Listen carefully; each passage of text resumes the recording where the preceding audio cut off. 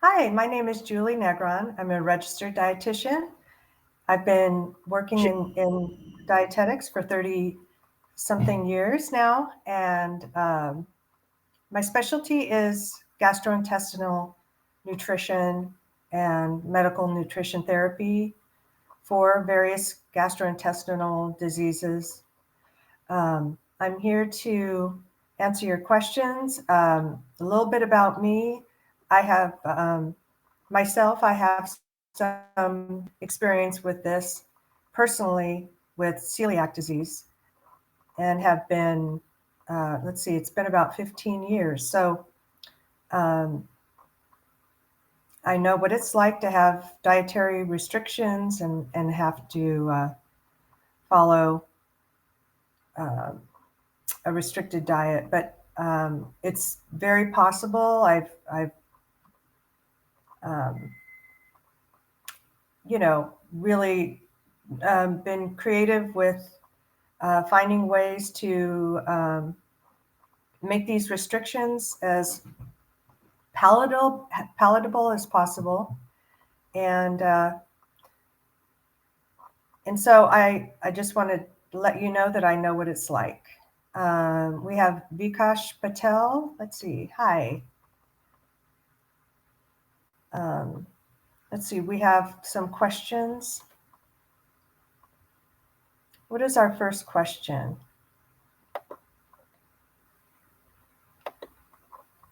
Okay, our first question is what is the safest way to detox your body and learn what food we have intolerances to and avoid these foods in the future? Well, that's a great question. And Astrid, I appreciate your question. The safest way to detox your body is really by the elimination diet. The elimination diet is a process where there are certain foods that you eliminate, such as dairy, gluten, and wheat, um, and certain fruits and vegetables. The elimination diet is uh, done for 3 weeks. What you do eat um, is basically is well, it's quite involved. So and a process where you're eliminating foods for 3 weeks, allowing your gastrointestinal tract to reset, and then at this point, after 3 weeks, slowly introducing um, foods back to know exactly what um, foods you can tolerate after you reset your gastrointestinal tract. Um, that way, as you add back, you can see for yourself what what foods you can tolerate, what foods you can't. It takes journaling and time, and it sounds really tedious and restrictive, but it's it's a matter of if you've been in pain for years and can't tolerate um, foods and you can't pinpoint, it's very difficult to pinpoint what they are. So therefore, the process is worth it, and it is temporary. Adding back to to your diet can take time too, but again, it's worth it because you know exactly what you can and can't tolerate.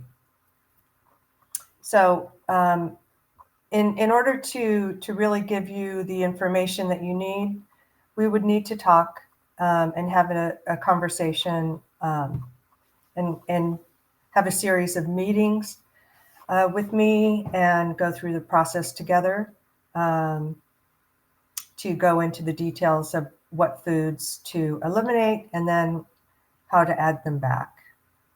I hope that answers your question. And if you have any more questions about that, feel free to ask. Thank you for your question. I'm going to go on to question number 2. Let's see. Okay. Question number 2 is, why won't this bloating go away? It's so uncomfortable and is with me 24/7 and has been for the last many, many years. So persistent bloating that won't go away. Um, and I'm wondering, have you been to the doctor and had workups and tests um, and referral? I would suggest, if this were me, I would suggest seeing your doctor, going to getting a referral to a gastrointestinal specialist, get testing done. Um, because we need to have a diagnosis. You need to know exactly what's going on and what's causing the bloating. And then once you have a diagnosis and have gone through some testing, it could be irritable bowel syndrome. It could be many things. But after, excuse me, my eye. Um, After going through tests, seeing a dietitian is the next thing that I would do so that you can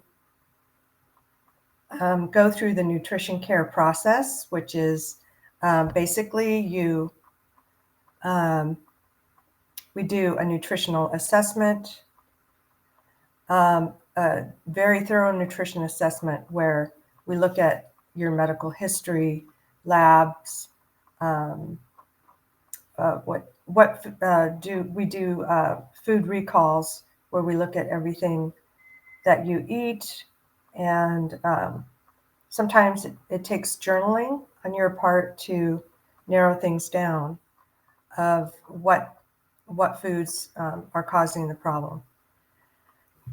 Um, so the nutritional care process would hone in on the foods and um,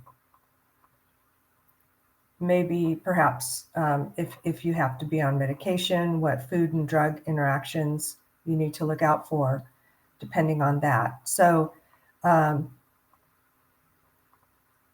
this is a great question and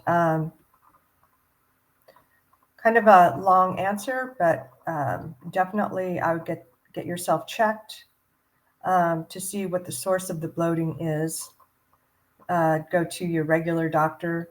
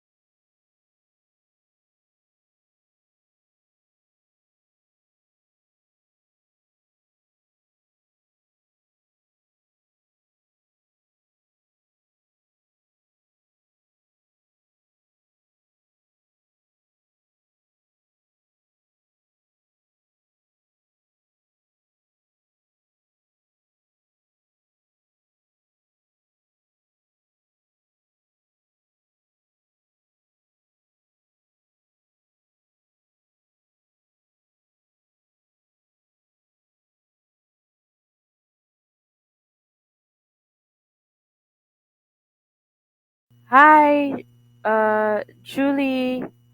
Hi, Julie. What happened? What? What happened?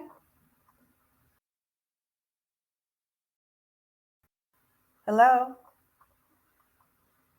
Okay. Question number 3.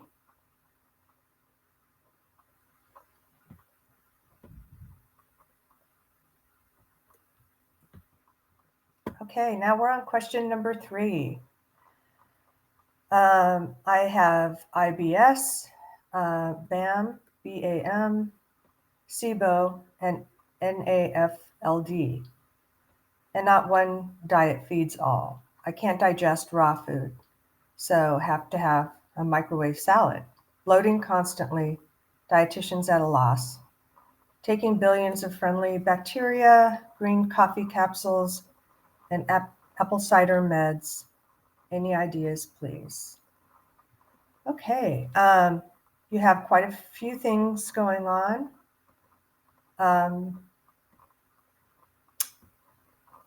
Definitely would have to meet with you for this because it sounds like you have several gastrointestinal diagnoses and issues with digesting various foods. I would need to get more information about your treatment, what you've been through so far, your medications. I'm sorry to hear that the dietitian is at a loss. I'm glad you're on probiotics. That's always a positive thing. You may need, depending on exactly what's going on, and if I met with you and had a careful, thorough assessment, food recalls, and really evaluated everything that's going on in detail, and what you've treatment you've been through so far, and where you're at now. There are digestive enzymes that may help. There are maybe I would need to know, have you done the elimination diet for resetting your gastrointestinal tract? That basically would be, if I had to say right now, just generally, without getting into more details with you, I would say I would do the elimination diet. I discussed this in question number 1, how to detox.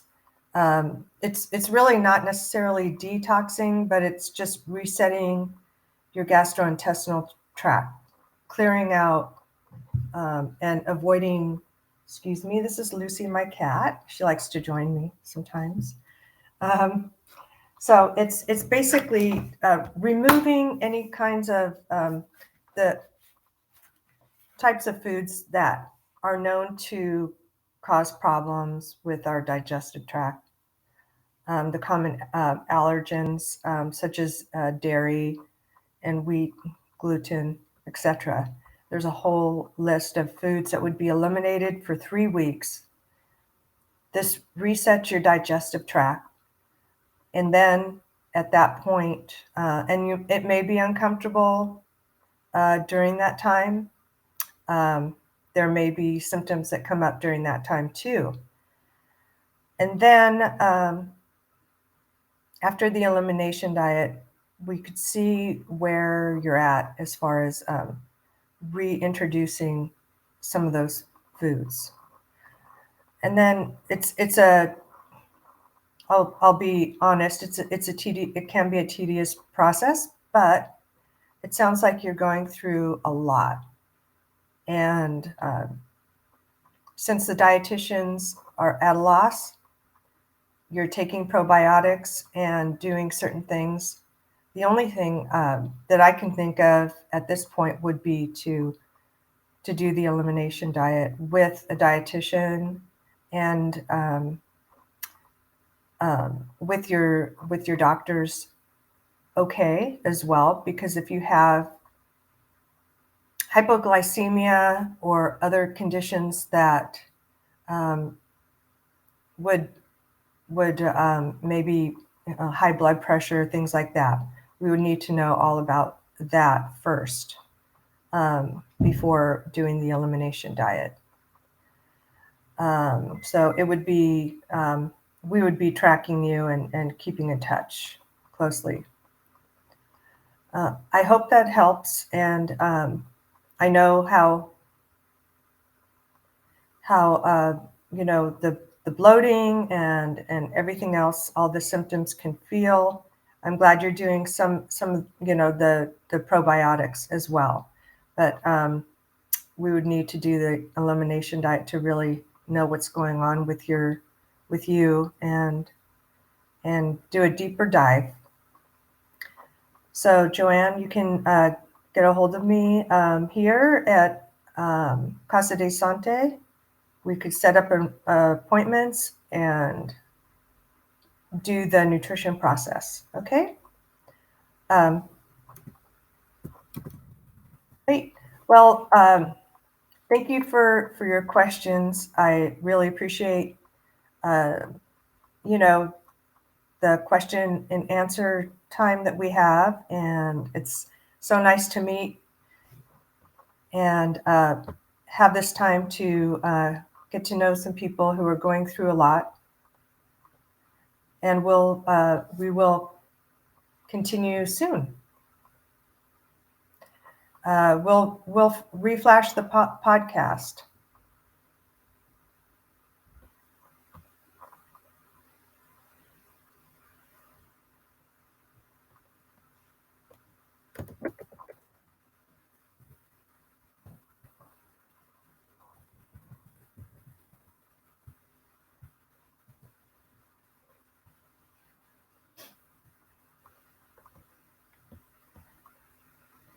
Okay, hi, we're back. We're talking about gut health, gastrointestinal issues that you may be having. And so far, we've talked about the elimination diet, and we've talked about irritable bowel syndrome a little bit. So I'm happy to be here to answer your questions. Do we have another question? Question number 4. Okay. I've been recently diagnosed with severe EPI, and I'm having a really hard time finding the right foods to eat. I'm on Creon with each meal and snacks, but I'm really getting tired of eating the same thing. Okay, so you've been diagnosed with severe EPI. That is when that's a problem with the pancreas, and that can be quite hard to deal with. Have you seen a dietitian? That's the first. A lot of gastrointestinal doctors have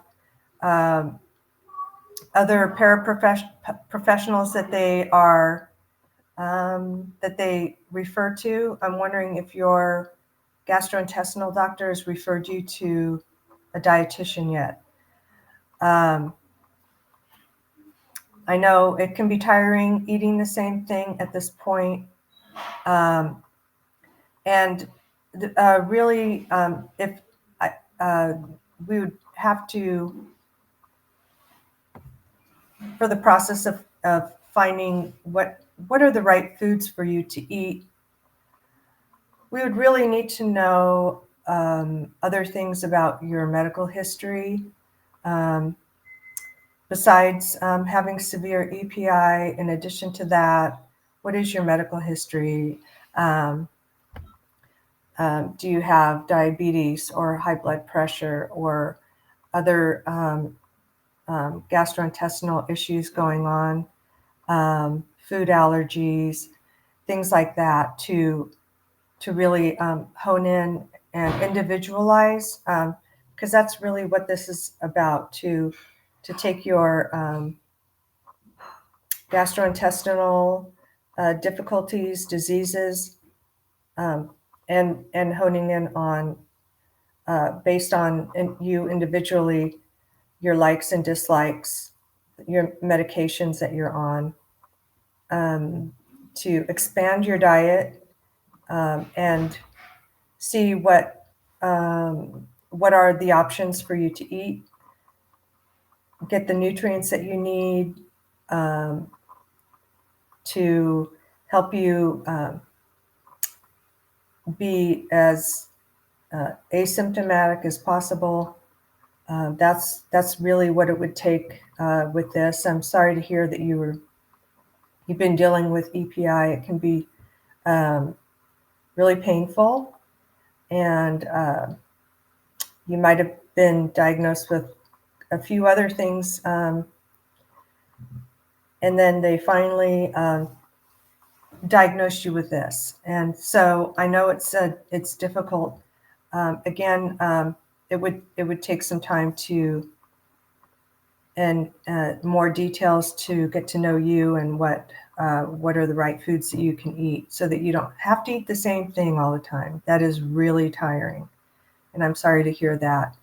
You can get in touch with us, and we can do a deeper dive into what's going on with you to help you out. I hope that helps, and thank you for submitting your question. I appreciate that. Okay. Now we're ready for question number 5. Okay. I have IBS and a hiatal hernia causing chronic acid reflux. I can't take PPIs as I was reacting badly to them. My throat and esophagus are constantly sore and damaged from acid. Any help would be great. Okay. First question I have for you is, since you have IBS, do you follow the low FODMAP diet? And have you tried the low FODMAP diet? Do you follow that? Hiatal hernia with chronic GERD, gastroesophageal reflux disease, can be that. So you have two things going on. So it sounds like some of the acidic foods would be. I would basically start out with figuring out with you what kind of bland foods that you would be able to eat, avoiding acidic foods like vinegars and citrus. It sounds like your throat and esophagus need to have a break from any spicy, acidic, high-fat foods, so that it can have a chance to heal.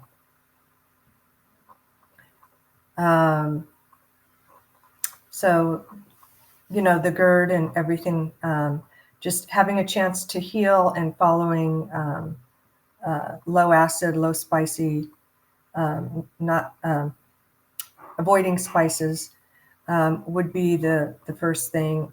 Avoiding acidic fruits and small, frequent meals is another thing, because you can't take PPIs and react badly to them.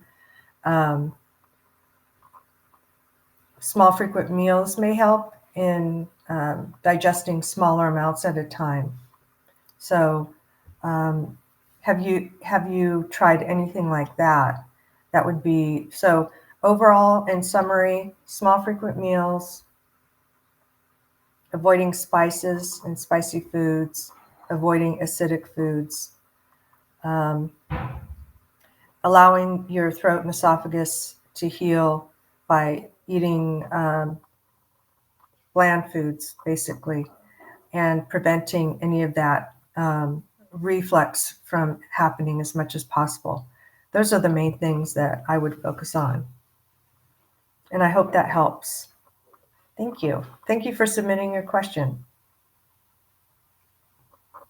Great. I'm ready for question number 6. And I have IBS and Meniere's disease, and I can't find any foods that are on the same diet. I need help. So you have IBS and Meniere's disease, and their diets are very different. So you're having a difficult time getting finding some of the foods that would help with your symptoms with each one. Um, my question would be, how long have you had IBS? How long have you had Meniere's? And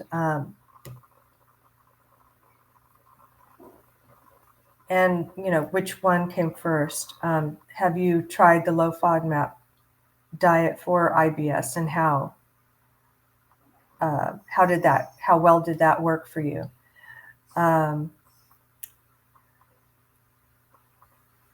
Yeah, so basically, what I would recommend for you is to make an appointment with a dietitian, um, perhaps your healthcare group with your doctor, and the system that they're in. They have may have registered dietitians that they refer you to.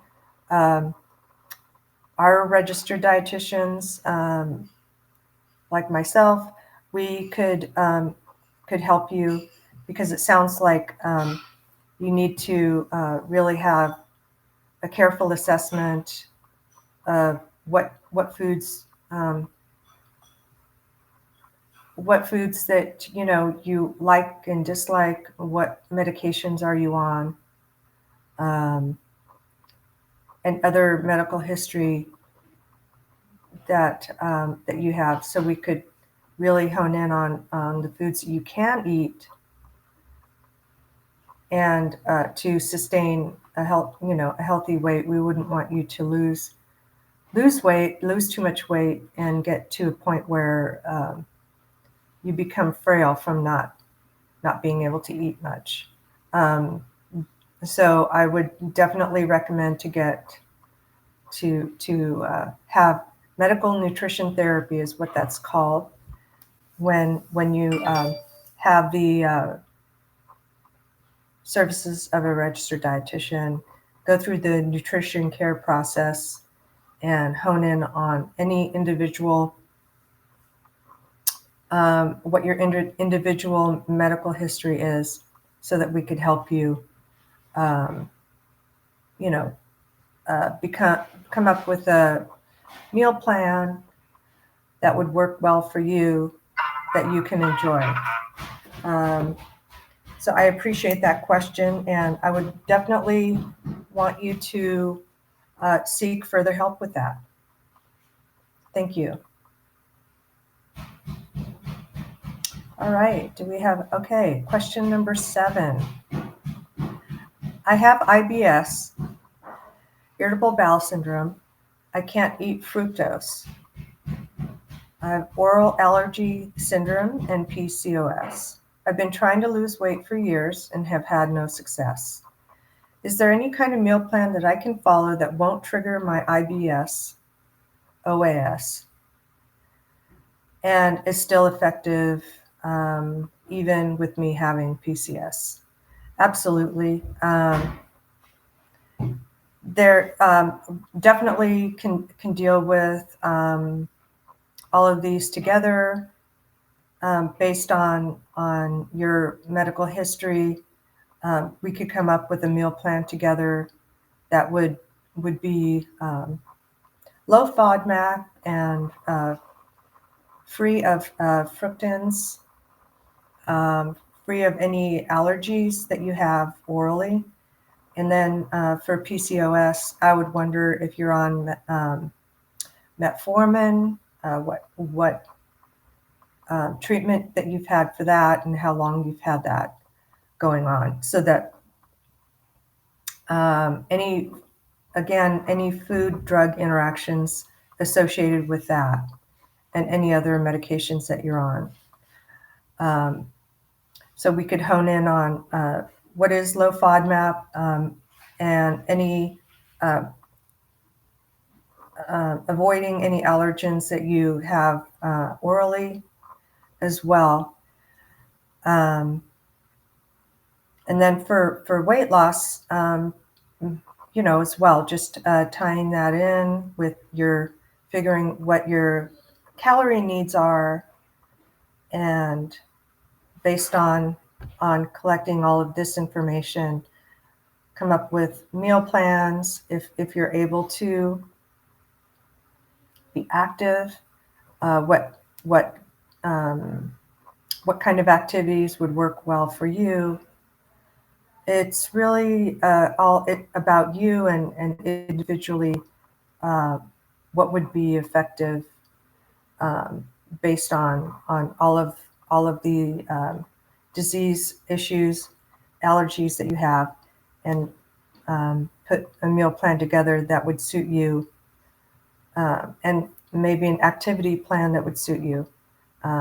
If you know, based on um, your medical history, based on if you've had any injuries and things like that. I'm very careful to add any activity in, but it sounds like that might be necessary. And usually that's part of the process when you meet with a dietitian, not only to address um, your calorie needs and nutritionally meeting your nutritional needs with whatever diseases and issues you have, as well as implementing activity to help burn the extra calories and burn fat if at all possible.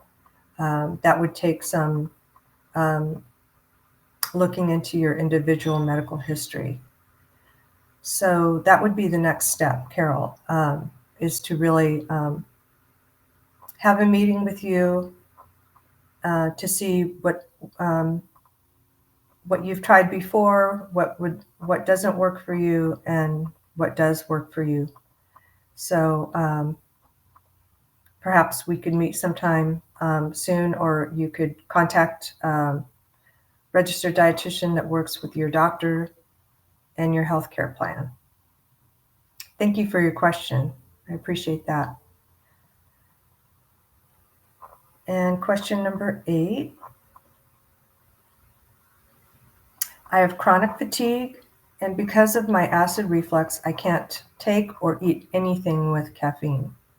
I drag all day and sleep 10 hours at night. What can I eat to give me a boost that's not loaded with sugar or carbs? I've been tested, my thyroid's normal, but I'm also pre-diabetic. Okay, so you have chronic fatigue, acid reflux. Okay. Um, well,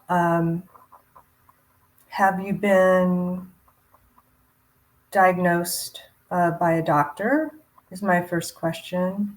Have you checked to see if you have the chronic fatigue syndrome? It sounds like you do, potentially, but it could be nutritional based on your acid reflux as well. Do you follow a particular diet where you're avoiding citric acid, any kind of acid with vinegar, things like that? So basically, what I would recommend is avoiding spicy food, acidic food, perhaps for your fatigue, definitely protein, a combination in your meals of protein, fruits and vegetables that aren't causing acid production in your stomach, and then complex carbs, potentially, and basically eating small, frequent meals when you have acid reflux can really help because you're digesting smaller amounts at each time, and so the acid and bile and all those components are in smaller amounts. If you eat heavier meals, then it takes more bile and acid and those kind of components that your stomach makes to digest. So to keep those at a lower level, and definitely as well as for the fatigue to be, because calories and food is fuel basically, and we need to have. It sounds like you maybe, I don't know if you skip meals, but avoiding skipping any meals, having small frequent meals that are complete, meaning protein source, carbohydrate source, complex carbohydrate source, um, fruit and a vegetable, fruit or a vegetable. But basically making sure you have protein, because that gives you, um, doesn't give you immediate energy, but it does create, like if you have a balanced meal, your blood sugar stays more level throughout the day, and eating every 3 hours or so that you can maintain a level amount of energy through the day as well, for to help with your fatigue. I'm wondering, do you have iron deficiency anemia? That could be a source of fatigue. Um, there are several um, causes of fatigue um, that, if you haven't had a workup, then definitely I would want to look at your labs, um, see what else might be a cause as well. I know your thyroid is normal. You've had that looked at. You are pre-diabetic. Um, are you able and willing to be active and have some activity? Um, because when we're active and we take a nice walk, um, a fast-paced walk if possible, depending on um, your ability to. If you've had injuries, of course, we'd look into that and see what you can and can't do as far as activity. But what activity does for us is when we're active, our brain secretes dopamine. Dopamine is a feel-good chemical hormone, neurotransmitter that helps us. It boosts our energy. It causes us to feel that content feeling of wellness. It helps burn calories.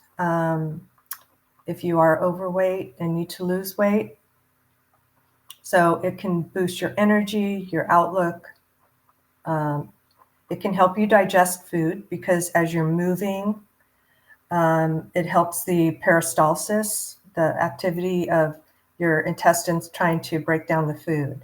So if you're not active, then your body may digest slower, and that would just cause the acid reflux to potentially be worse. Um, I'm sorry that you can't have any caffeine. That's kind of tough. I know I have to have my cup of coffee in the morning, but um, but anyway, just to summarize, I would say let's see if you have any types of anemia, whether it's iron, folate, or um, B12 anemia. I'd like to see, how you're eating, not just what you're eating, but your how often you eat throughout the day, um, what your activity level is like. Do you have cravings for sugar, cravings for certain carbs? Do you eat enough protein? Um, do you avoid spicy, acidic foods? So those are things that I would encourage you to look at. And if you haven't had a physical and a workup labs to look at why you're fatigued, you might have.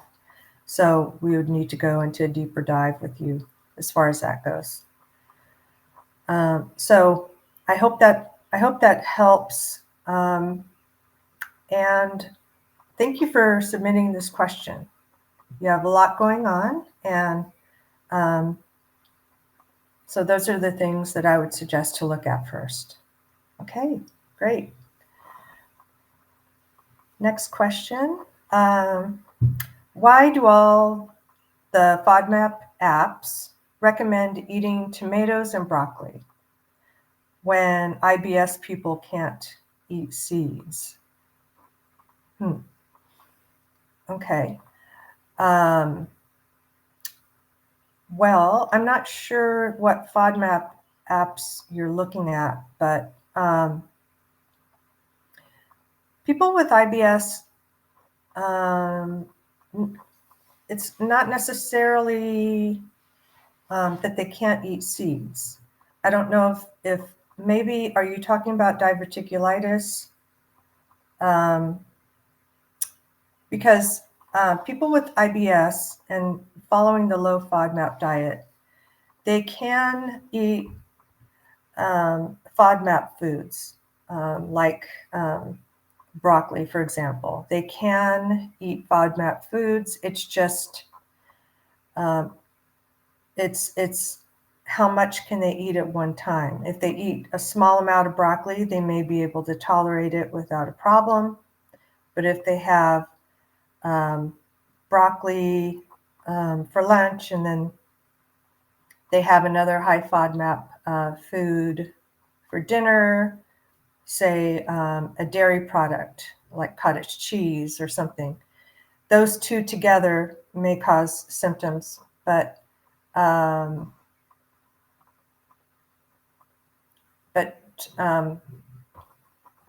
so those two together would be probably causing symptoms.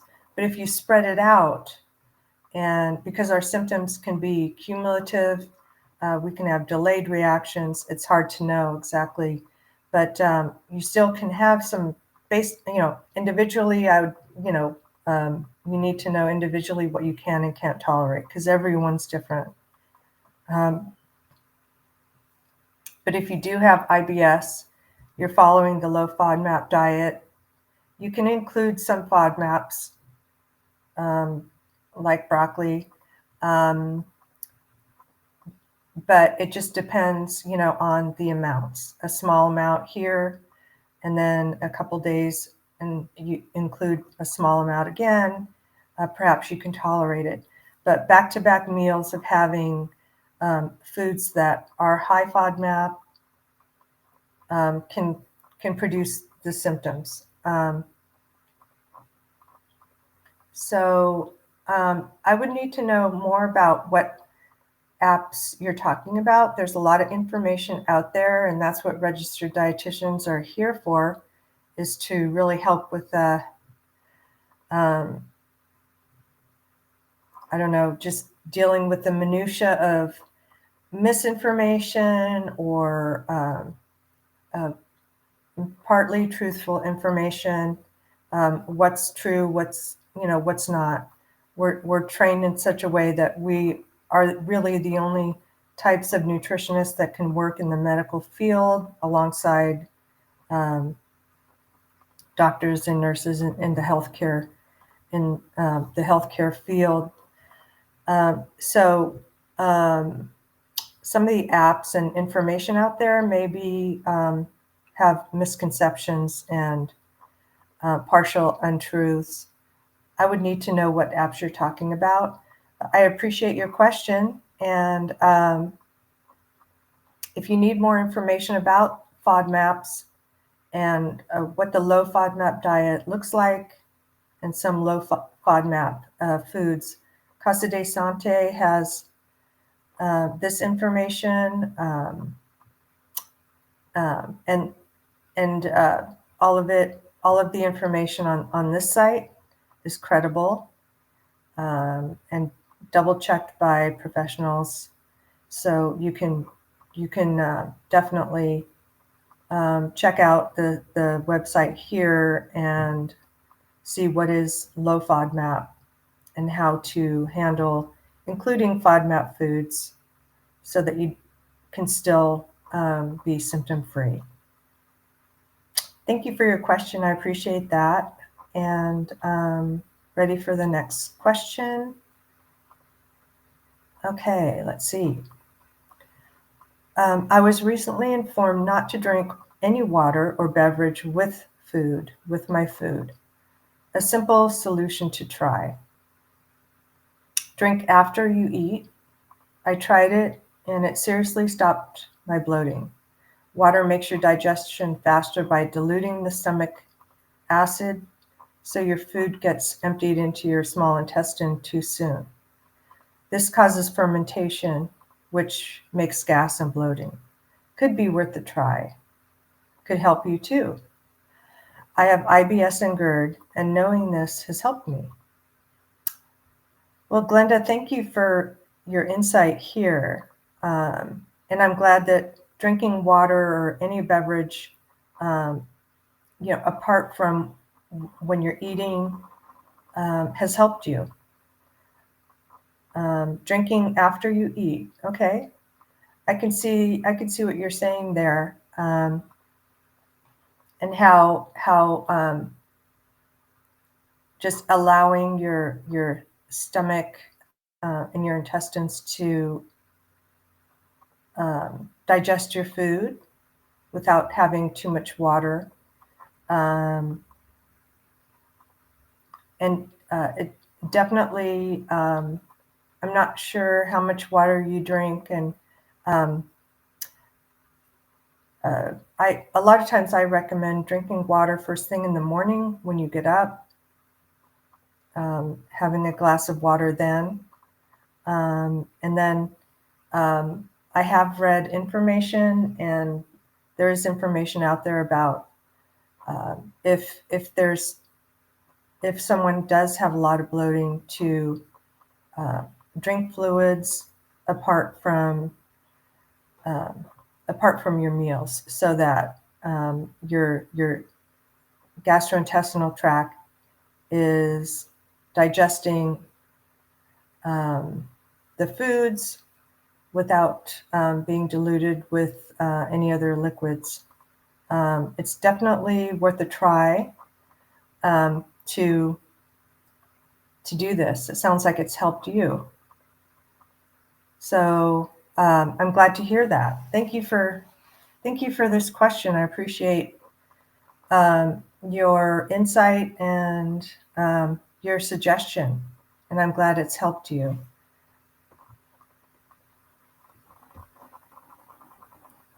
Okay. So basically, I'd like to just summarize what we've talked about today, about gut health, some of the diseases and syndromes and symptoms that we have had on this call, and some of the questions that we've had. I really appreciate you reaching out and asking questions and getting involved. Some of your experiences are difficult, and I can relate. I've had IBS. I've had IBS for about 20 years, I've noticed. And then about 15 years ago, I was diagnosed with celiac disease. I know for me, the main thing for me, being gluten-free, as well as avoiding some high FODMAP foods that I've pretty much narrowed in on for me individually, that cause a lot of problems. Avoiding those foods as well. It can be complex and difficult, but really talking with someone who's been through it and who has experience can really help.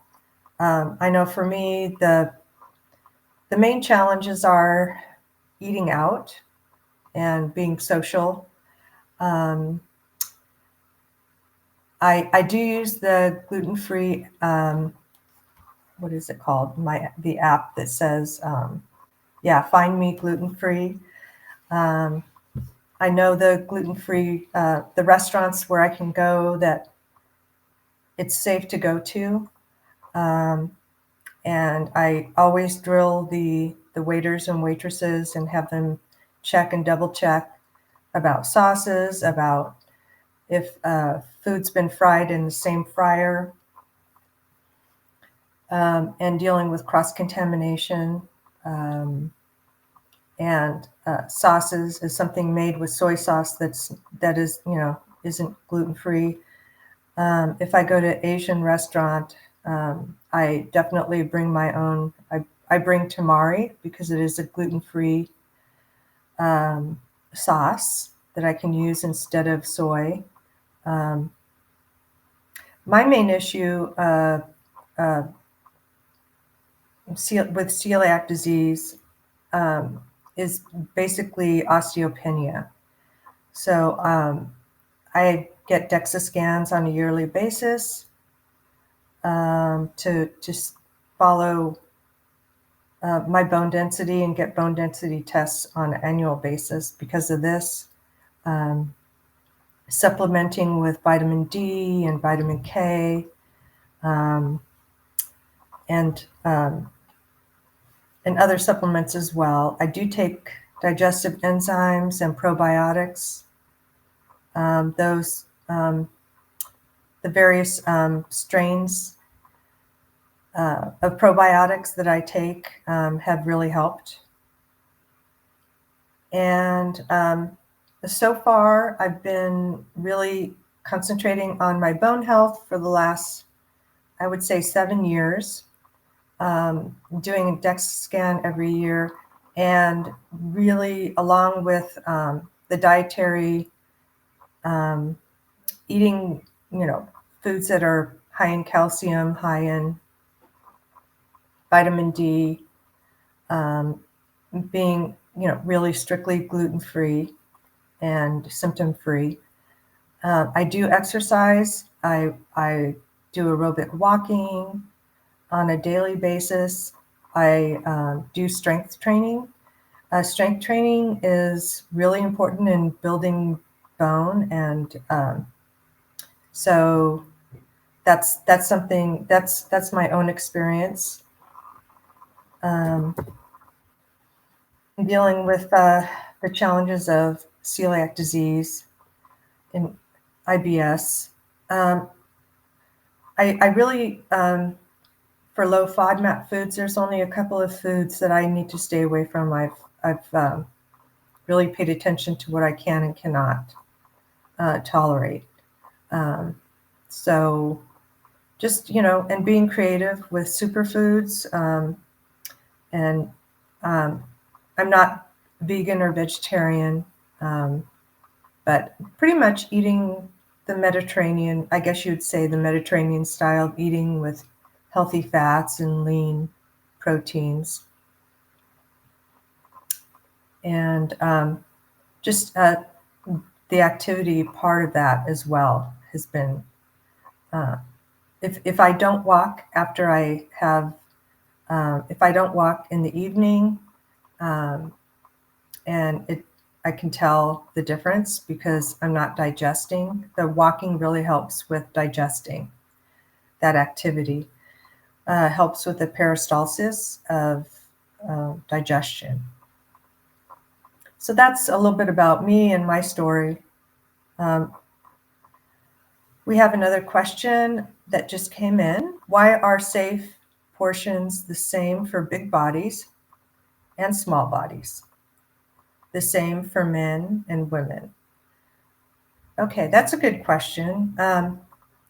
And I don't know if they're talking about safe portions for what? for irritable bowel syndrome and the FODMAP, low FODMAP diet, the portions for that, or if they're talking about something else. I'll assume that they're talking about irritable bowel syndrome. And yes, okay. So they're talking about irritable bowel syndrome. So why are safe portions for the same for big and small bodies? Well, I think the information, with the low FODMAP diet and the recommended serving sizes of foods, the portion size, is general. So it's not necessarily taking individual body size, gender, things like that into effect, because it is just a general recommendation. If I were to meet with you and collect information about you, your body size, your tolerance level, activity level, and definitely body size and gender when figuring calorie needs and nutritional needs. Those all come into play. So individually, you may be able to have larger portions. You may not. But the information that is given in the low FODMAP diet, for example, of safe portions, is very general, and it's just to be safe and help keep people generally as symptom-free as possible. So if you want to know more individually about what, because you have a whole range of people at various sizes and shapes and tolerance levels, that perhaps you could eat larger portions of FODMAPs and still be symptom-free. But basically, it's just because this is general information for people, without really honing in on body size, gender, and all the differences that we have individually. So it's a general recommendation. So I hope that helps. You could basically, on your own, you could try larger portions to see what you can tolerate, and keep a journal of what you can and can't tolerate, and this would help you to know